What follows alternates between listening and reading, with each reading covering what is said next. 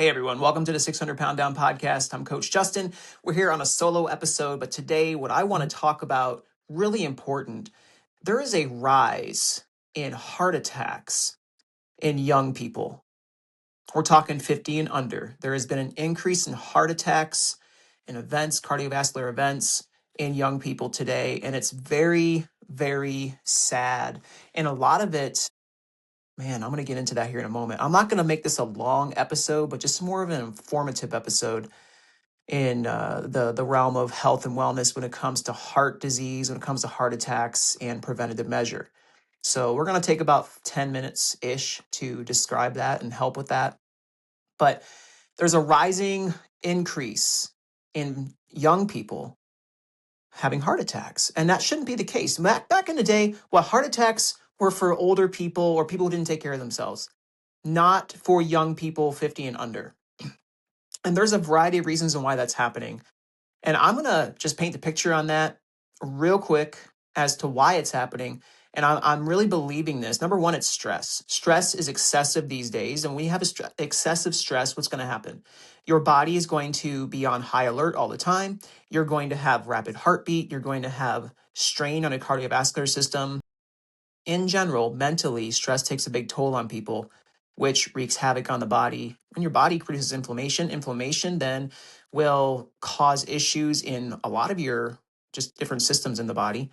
And so it's wise to try to de-stress. So stress levels are higher. The jobs are more demanding. The kids are more demanding. Schedules are demanding. Money situations rise up. Maybe a health issue rises up. Maybe you're lacking sleep because of work or lacking sleep because of events coming up.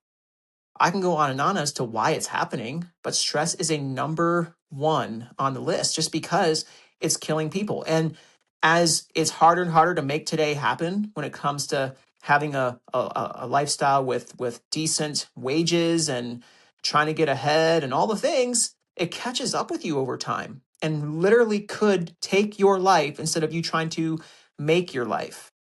So we have to find a way to de-stress. Stress is number one reason. Number two is a sedentary lifestyle. A lot of people are sitting in front of a TV, in front of electronics. We are sitting at our desk jobs all day long. We don't take it seriously enough. We just think, hey, we're sitting for 8+ hours a day. We come home, we have dinner, then we end up having to sit down again to watch some more television. What about schoolwork? Maybe it's college you're heading into and you're trying to do some college courses on top of a full-time job. You're going to kids' events where you're sitting. All of it involves sitting. So sedentary lifestyle is not healthy.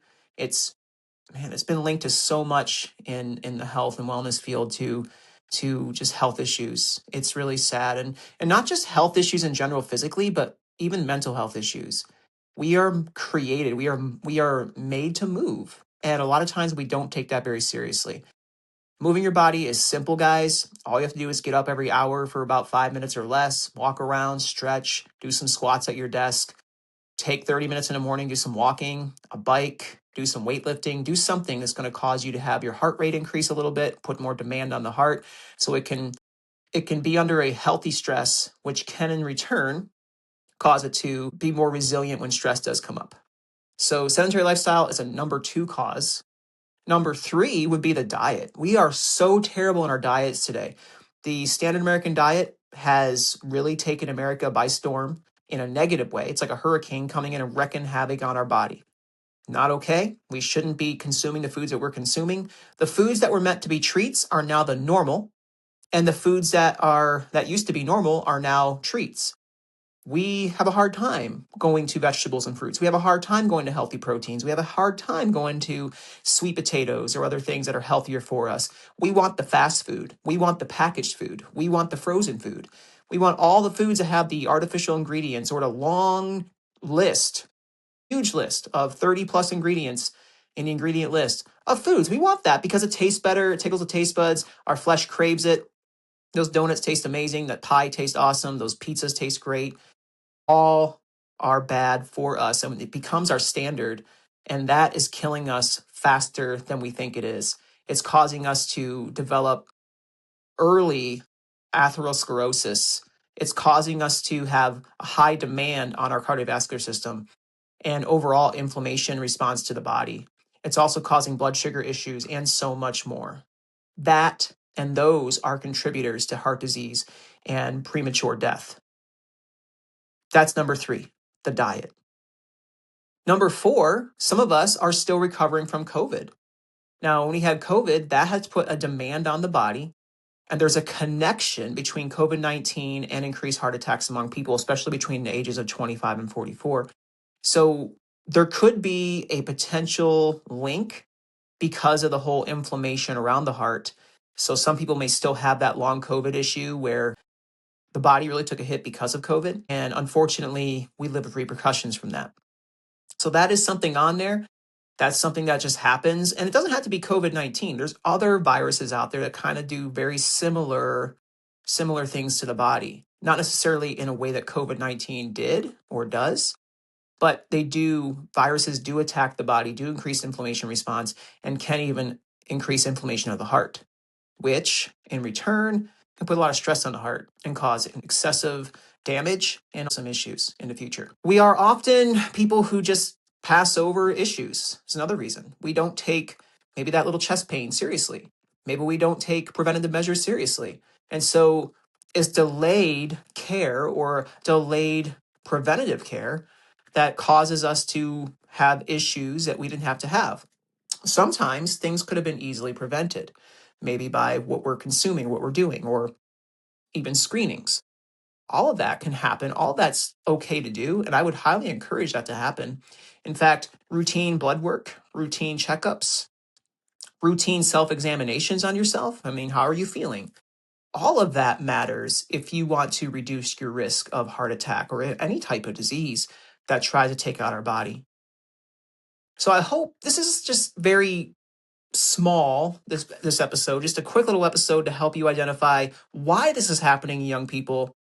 A lot of times, man, it's video games, it's all the screens. I would think the top 3 for me would be bad diet, sedentary lifestyle, and then high stress levels. Those would be the 3 I would say. And we're in a really rough spot. We need to come back to reality and say we need to change our lives back to a healthier lifestyle. Guys, the antidote is simple. Move your body, find some ways to de-stress, because again, stress, especially high stress levels, can have negative impact on heart health, and over time leads to heart attack or issues with the heart, even arrhythmia issues, which can lead to stroke and other issues that rise from that. So we could find ways to navigate this: healthy diet, move more, stress less, find coping mechanisms that you can go to that can help you stress less. Stop with the packaged foods. Make them maybe 20% or less of your dietary approach. Get moving, stand at your desk instead, do some squats, do some wall sits, grab some weights, grab resistance bands, walk in place, jog in place.